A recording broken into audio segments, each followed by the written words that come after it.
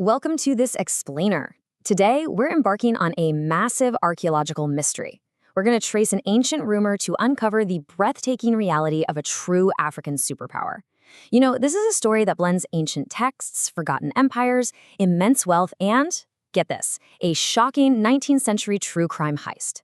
It's a journey that's going to fundamentally change how you view power and gender in the ancient world. Let's get right into it. Let's dive right into this quote. The biblical book of Acts contains this brief but incredibly powerful reference to a royal figure known as Candace, Queen of the Ethiopians. In this account, a high official in charge of her vast treasury is traveling on a desert road. But wait, this wasn't just some isolated biblical anecdote. Roman historians like Pliny the Elder, and even the Greek geographer Strabo, they wrote with this mix of awe and, honestly, trepidation about a fabulously wealthy African ruler named Candace. So who exactly was this mysterious queen? It's a completely captivating historical puzzle. For centuries, Western readers of these texts just assumed Candace was a specific, very famous, and very wealthy individual woman. But to uncover the actual truth here, we have to journey south of ancient Egypt. We need to go down the Nile River and into the ancient sands of modern-day Sudan. We really have to look way beyond the traditional Mediterranean-centric view of history. Part 1. The Mighty Kingdom of Kush. To find our mysterious queen, we first have to travel to Nubia. By the 1st century BCE, the beating heart of Nubia was the capital city of Meroë.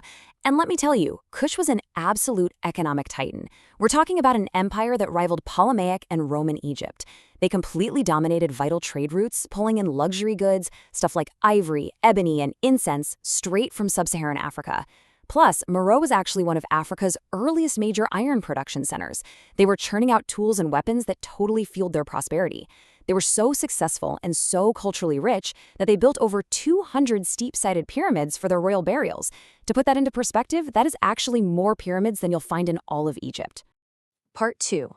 Power of the Kandake. Let's look at who was really in charge.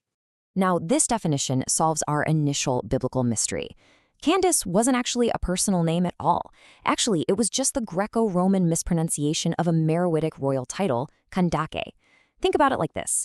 Just as the rulers of Egypt were called pharaohs and the rulers of Rome were called Caesars, the fierce queen mothers and female rulers of Kush were the Kandakes. These women were sovereign rulers. They governed independently, managed diplomacy, led massive armies, and controlled absolutely vast treasuries. This reality completely upends the traditional gender dynamics of the ancient world.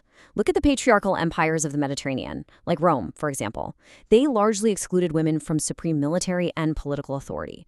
But Kush operated on a matrilineal system. Power literally passed through the female line. The Kandakes were viewed as divine warriors. They were frequently depicted with unyielding power, holding swords, trampling their enemies, and being protected by warrior goddesses like Amisemi. It's just a totally different paradigm. Moving right along to Part 3, Amanirenas' Golden Reign. To really understand this, let's look at one specific ruler, Queen Amanishakheto. She ascended to the throne around 10 BCE, right after the Romano-Kushite War. Now, her predecessor, Kandake Amanirenas, had actually fought the Roman Emperor Augustus's armies to a standstill. She secured a peace treaty that completely protected Kushite sovereignty.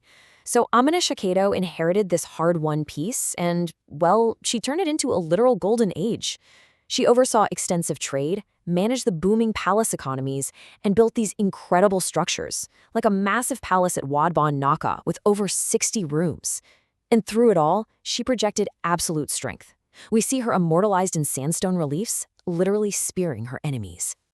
When Queen Amanishakheto passed away around 1 CE, she was buried in her pyramid, which archaeologists call Beg N6, and she was buried with over 250 exquisite gold artifacts and jewels.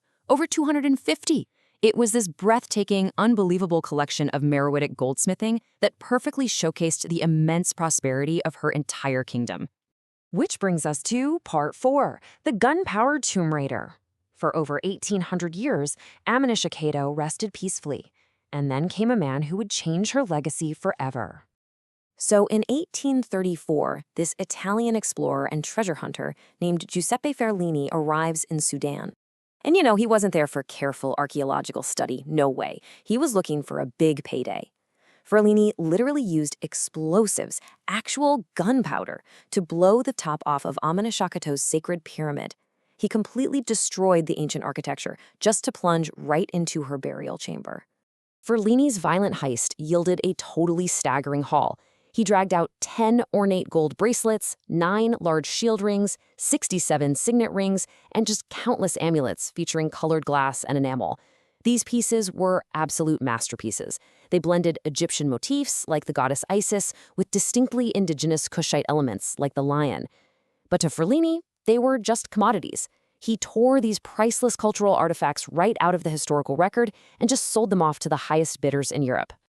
And that brings us to Part 5, Reclaiming a Stolen Legacy. You see, the legacy of Ferlini's dynamite is a very active, present-day reality. Because of that 1834 looting, the bulk of Amanishakheto's stolen treasure sits thousands of miles away from her resting place in Meroë.